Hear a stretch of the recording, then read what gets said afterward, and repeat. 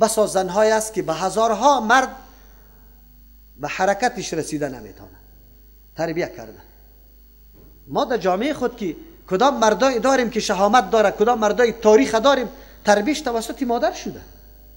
امام بخاری رحمه الله کدام شخصیت است؟ پدرش موجود بود؟ نه، یتیم بود.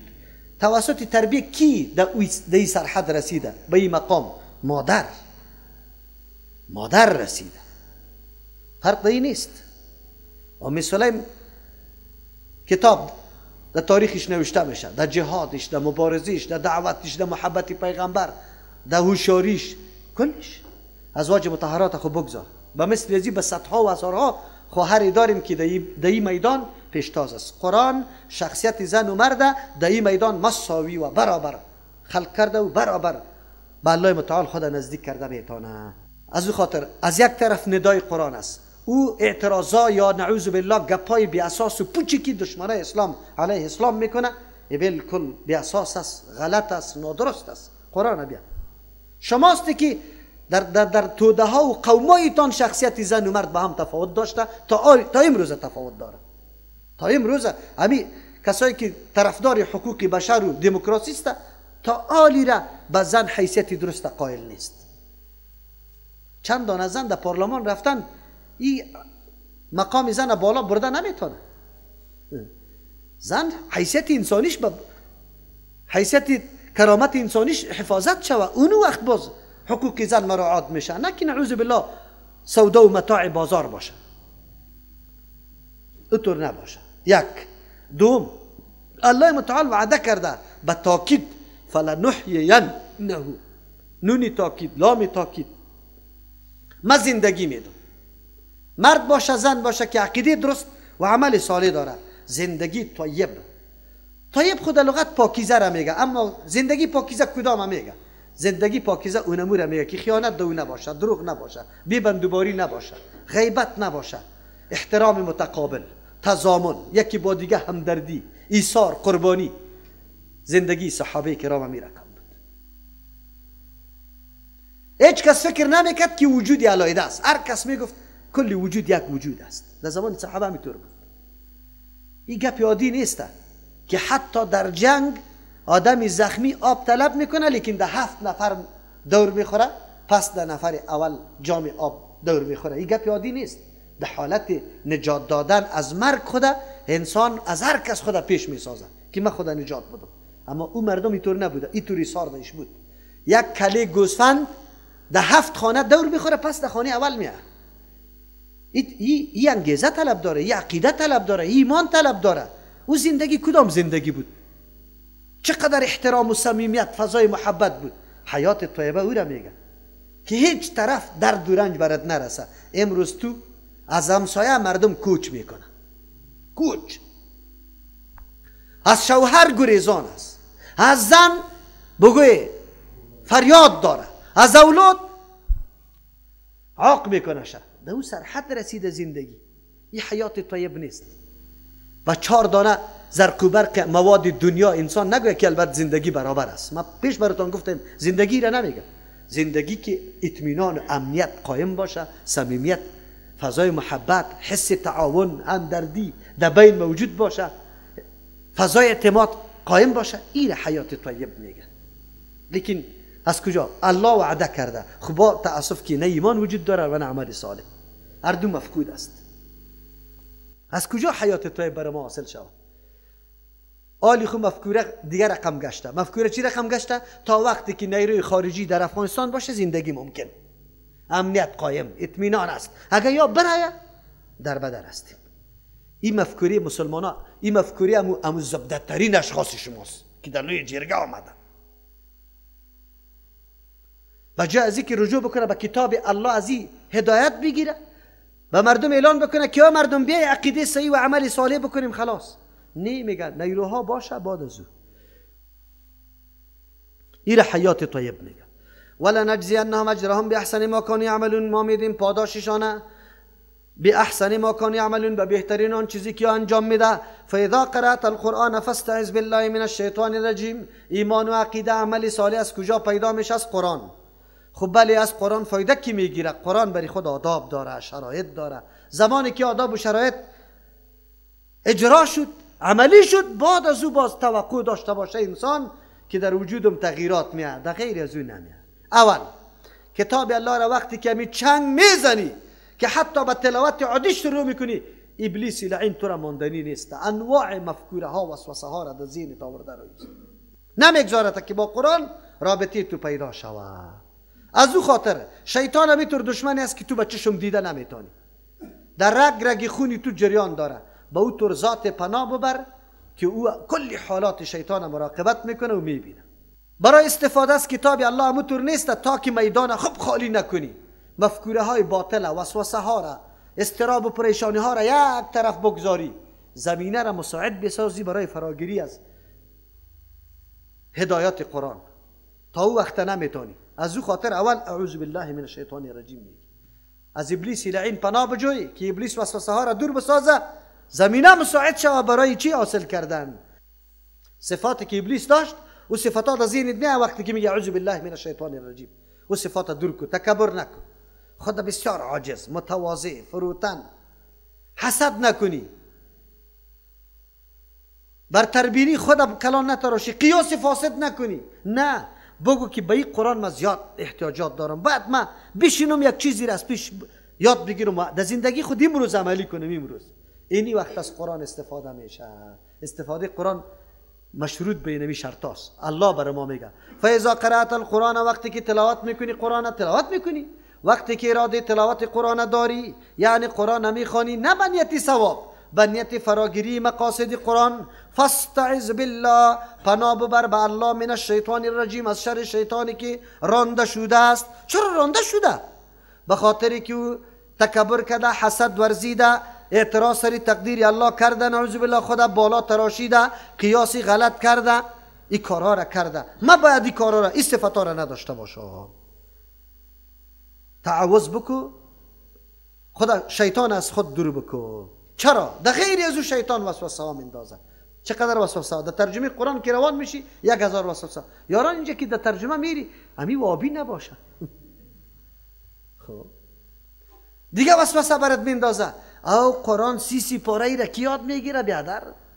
باز یک ماس 3 ماه نه نمیشه، گم کو قرار. باز چی میگه؟ از اینجا تا شاری نو رفتن نه، گم کو. خسری ملا شروع میکنیم، شیطانی تو راه ها را برش پیدا میکنه که پرسان نکن. سری ملا شروع میکنیم. ملا صاحب که گفتی که ما مولوی صاحب برای ما یک ترجمه شروع کن، خو باز شروع میکنیم. باز یک روز، 2 روز، 3 روز که برش بگی والا برابر نیستم، قدر خیر است، امی هفته خیلی مصروف هستم، باز هفته دیگه که بگی والا یک مریض پیدا شده، دیگه هفته که باز برش بگی والا تفسیر ندارم، همونطور میمونه. تو سست میشی دیگه، خلاص. قرآن باقی مانده در مرکزی که تیار آماده است، انسان خود باید برسانه. مدرسه جدیده که برای خود افتتاح میکنی خیلی وقت کثیر میگیره. این تمنا و آرزوست. در نخت باید تو عمل بکنی. نخت چیزی نختی که در کدام جا هست اونجا باید بروی، از پیش استفاده را شروع کن. در اینو آن سی نکنی. این را چی میکنی؟ وسوسه های بزرگ در قلب مولیا انداخته. 14 فنکی نخونی میگه قرآن در ترجمه نشینی. یک مولوی صاحب برای من میگه مولوی صاحب این در ترجمه که برات میشینه از دیات آمده بود، میمان من بود، در ترجمه که شریع میشه عوام است یا طالبا؟ ما گفتم عوام است. مولوی صاحب ولی عوام هم ترجمه را میفهمه؟ ما گفتم بله میفهمه. نه کی میفهمه؟ نه صرف خونده نه نحو خونده. ما گفتم مفسر خود جور نمیکنه و ډوډۍ خور. قرآن است، آیت میشنه و مطلبش میگیره که اینی گپ است. او الحمدلله قرآن الله این کمال داده که کسی مازی شروع کنه ترجمه را، فقط ترجمه را شما شروع کنی، یک روزم درس نخونده نه مکتب خونده دیگه، با سعی میکنی که کلمات قرآن کریم چه رقم ترجمه میشه، در ذهنتان میشینه یا نمیشه. این وسوسه های شیطانی است. برای درس قرآن 1000 قسم حالات پیدا میشه. خیر دیگهش برات میاد چی میگه؟ حالا در ترجمه قرآن خو میری، خو لیکن اینطور کار کو که در ترجمه قرآن این بسیار سخت است. اگر یک جای خطا شدی رفتی که تباه شدی. یک جای که خطا شدی که خطا شدم مرا الله خودی قرآن برای ما میگه، که,،،،،،،،،،،،،،،،،،،،،،،،،،،،،،،،،،،،،، که،،،،،،،،،،،،،،،،،،،،،،،،،،،،،،،،،،،،،،،،،،،،،،،،،،،،،،، خطا الله چی کرده؟ معاف کرده. ربنا لا تؤاخذنا چیزا این نسینا او اخطأنا. پیغمبر علیه السلام میگه از امت ما چند چیز بالا شده؟ 3 چیز. یکیش همین خطاست، یکیش نسیان است. بس. لیکن قرآن بر ما گفته لیکن مردم نمیکنه. انه لیس له سلطان، شیطانی تو رام نیست که شما بترسی که ولای شیطان قدر ظالم است، قدر قوت داره. نه، انه لیس له سلطان، نیست برای شیطان تسلط و قدرت علی الذین آمنوا، بالای کسانی که مؤمنین و واقعی است. کدام مردم مؤمنا؟ و علی ربهم یتوکلون، که بالای پروردگار خود اعتماد داره، یعنی به اسباب ظاهری اتکا نداره، بلکه بس چیست؟ اسباب ظاهری را زیر اثر الله متعال عقیده داره که اسباب ظاهری چیزی نیست. هر کار کی میکنه؟ الله متعال میکنه. شیطان سری از یا زور نمیشه. کسایی که فقط اسباب ظاهری را خیلی قدر میده و باز چی میکنه؟ شیطان خود فریب میده شه. مولا صاحب میگه از زمین امامت اگر کشید تو را دهی سعی کو دهی بارانا، باز مسجد دیگه پیدا نمیشه. نمیگه که الله موجود است، الله رزق میده. اینی را مردم میگه خوب. کسی که توکل معنیش نمیفهمه ابلیس خطا میده شه. انما سلطانه علی الذین تولونه، یقینا پادشاهی قدرت و تسلط شیطان علی الذین، بالای کسانی است یتولونه که به زور سری خود والی گردانده شه، سری خود والی مقرر کرده. هر چیزی که میگه بله بله بله میکنه. یک مانا یتولونه که دوستداری را شروع کرده قطع شیطان، اطاعتش کرده رویست. والذین هم به مشرکون، کسانی که به مشرک هستند، شریک میکنه به امرای الله. ایره نعوذ بالله در تصرف اطاعت، مثل که اطاعت الله را میکنه شیطان هم اونطور میکنه. سریع طور مردم تسلط داره. پس معلوم شد که شیطان تسلطش سری کسی است که حتما تو خود عیار کرده. برای چی؟ شیطان گاهی شیخ میباشه، شیخ در ترجمه قرآن هم میشینه، رفته در وضوخانه میپرته باز که بخیزه بیا رویم پا کرده، پا باز میره. چی خیرت است؟ والا گمان میکنم مسی سرم از یادم رفته. نه، همینطور وسوسه برات پیداش بگو مسی سرم از یادم رفته، صحیح شده نمازم.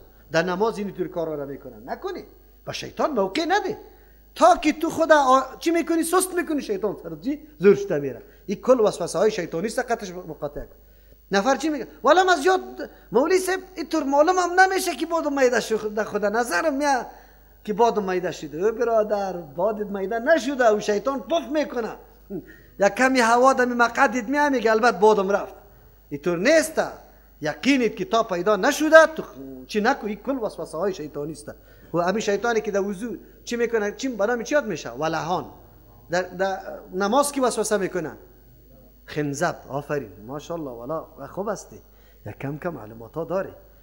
و اذا بدلنا آیتا مکان آیت، زمانی که ما تبدیل میکنیم یک آیت در جای آیت دیگه. و اذا بدلنا آیتا مکان آیت، وقتی که ما تبدیل میکنیم یک آیت در جای آیت دیگه، یعنی یک آیت حکمش منسوخ میکنیم، دیگه آیت در جایش میاریم. این تغییرات یا تبدیلات لفظی باشه یا نه حکمی باشه، یا لفظ و حکم دویش تبدیل شده باشه، یکیش باشه دیگهش نباشه، که پیش در مسئله نسخ براتون تشریح کرده بودم. دیگه چیست؟ اعتراضی مشرکین نمیسته. وای عجیب پیغمبر است، یک روز یک حکم میاره، دیگه روز دیگه حکم. الله متعال میفرماید که عجیب است. این بر بدبختا نمیفهمه حقیقت وحی را، که وحی برای کدام مقصد میاد. وحی خو برای تربیت انسان میاد، که انسان در درجه تکاملش برسانه. درجه تکاملی انسان تقاضا میکنه که تغییرات در حکم بیاید. چرا؟ یک مریض وقتی که مرض مبتلا باشه علاجش میکنی، چیست؟ روز به روز، هفته به هفته تغییرات در تداویش میکنی، زیاد کم میکنی، تغییر میدی، به خاطر که او شفا پیدا بکنه. انسانیت تا وقتی که قرآن نامده بود کلش مریض بود. علاج اینمی انسانیت که قرآن میکنه، در یک وقت یک حکم تقاضا میکنه، در وقت دیگه حکم دیگه. حیثیت یزیره داره. پس چون که از مقصد نزول قرآنی مردم آگاه نیست، از او خاطر زبان اعتراض دراز میکنه که چرا یک حکم تغییر میشه؟ اگری گپی خودش نباشه، گپی الله باشه، چرا تغییر بخوره؟ نه، این ترسی نمیکنه که الله متعال تغییر میده. چرا؟ برای از معلوم میشه که تا اینمی مرحله را برای تکامل و بلند بردن حیثیت انسان و مستوای انسان اینی حکم مناسب بود. بعد از اینی حکم مناسب است. والله اعلم بما ينزل، الله خوب عالم است با آن چیزی که نازل میکنه، کدام مصلحت و حکمتی که الله میدانه. قالوا یا میگویند انما انت مفتر، تو از دروغ جور کرده نیستی. از جان خود میگه نعوذ بالله. بل اکثرهم لا یعلمون، بلکه اکثریت از یا علم نداره به حقیقت نسخه، که نسخه برای چی، کدام مقصد است. از دو خاطر اعتراض میکنه. قل بگوی پیغمبر علیه السلام نزله روح القدس، این گپی زبانی و شکمی پیغمبر علیه السلام نیست، بلکه فرو میاره قرآن کریم روح القدس جبرئیل امین من ربک، از جانب پروردگار تو، بالحقی که موافق حکمت و مصلحت است. اینطور نیست که بیفایده باشه. چرا اینطور میکنه؟ لیثبت الذین آمنوا، که ثابت قدم کنه کسانی که آمنو ایمان آورده، بالای ایمانشان بالای همو هدایتشان. چرا که در راه انسانیت یاره برابر کرده، آهسته آهسته اینمی در راه انسانیت بالا میرود تا که در مستوای آخری خود انسانیت برسه. و هودن مکمل برنامه هدایت است و بشارت است، خوشخبری است للمسلمین، در صورتی که عمل سر شوه رحمتای الله نازل میشه. عالی خوشخبری برای کیست؟ مسلمین که خود تسلیم به هدایت قرآن کرده. ولقد نعلم انهم یقولون، خب ما میدانیم که یا میگویند انما یعلمه بشر. الله اکبر. میگه کسی که تعلیم میده پیغمبر علیه السلام او انسان است. یک دانایمگر رومی بوده، مقیس یا بلعام نام داشته، ولی در مابین خود هیچ کسی را پیدا نتونست که بگوید که فلانی تعلیم میده. رفتن الله که کسی را رسوا میکنه، اینی تو رسوا میکنه. خب که او زبانش هم عربی نیست، چی بکنه؟ زبانش هم عربی نباشه. بدبختا همینطور است. اینجا در جامعه ما و شما وقتی که یک کسی را یک عالم نامبد میکنه، میگه چیسته؟ وهابی. باز خودش تسری منبر میگه که وهابی بدون قرآن و حدیث دیگه چیز نمیپذیره. مردم میگه که یعنی یا فقط پابندی کیسته؟ قرآن و حدیثه. خودی تا میگه که غیر از قرآن و حدیث نمیپذیره، باز وهابی چرا میگی خیر؟ از محمد بن عبدالوهاب میپذیره چی؟ دم کلام خودشان تناقض میباشه. شما که چی بشه؟ یک کمی دقیق شوی، پس دمو گپی خودش یارا گرفته میتونه. همینطور میگه. علتش است که یاد دیگه بهانه نداره، اما بهانه که جور میکنه پس دمی سری خودشان میخوره. دو بدبختا دو وقتا پیغمبر علیه السلام میگفت ایره فلانی انگر تعلیم میده. الله میگه عجیب است. لسان الذی یلحدون الیه، زبانی و کسی که نسبت میکنه این مردم الیه بسوی ازو که فلانی پیغمبر تعلیم داده، اعجمی و نخو اعجمی است، رومی زبانش بود. و هذا لسان عربی، قرآن کریم زبان عربی است، مبین و آشکارا، واضح، فصاحتش، بلاغتش، همه گپایش تنها در لفظ نه، بلکه عجیب چیست، جذاب است، دلکش است. اینطور چیست مقاصدی داره که انسان وقتی عمیق فکر میکنه تعجب میکنه. از او خاطر مضامین قرآن کریم قطعا کونه نمیشه، او مکمل جدید است. هر چیزی که تو میخوای قدرت الله متعال است. یک حادثه یک روز تیر میشه، دمی خانه یک حادثه سر تیر شه و قرآن پس کو مضمین شبیه که فقط تو میگی برای تو نازل شده، مطلبش همینطور بر پیشت میآید. این قرآن کریم است. خب الله متعال چی میگه؟ ان الذين لا يؤمنون بآيات الله، یقینا کسانی که ایمان به آیات الله نداره، احکام الله که قرآن کریم است، لا یهدیهم الله، الله هدایت برشان نمیکنه. چرا؟ کسی که ایمان برش نداره، حتی عقیده باور نداره که سبب هدایتم میشه، دیگه به طور مردم هدایت نمیشه. ولهم عذاب علیم، برای از عذابی درناک است. انما یفتر الکذب، یقینا دروغ جور میکنه، کذب دروغ الذین، و مردم لا یؤمنون بآیات الله که عقیده به احکام با آیات الله نداره و دروغ جور کرده رئیس الله. کسی که عقیده با آیات الله داره و آیاتای الله برش همه مطالب میگه، ضرورت به دروغ باقی نمیمانه. و اولئک هم الکاذبون، یقینا اینمی مردم دروغگوی هستند که نسبتای غلط میکنه برای قرآنی که حقیقت داره، برای پیغمبری که مکمل در عمر خود دروغ نگفته، مکمل راست گفته. سبحان ربک رب العزة عما یصفون و سلام علی المرسلین والحمد لله رب العالمین.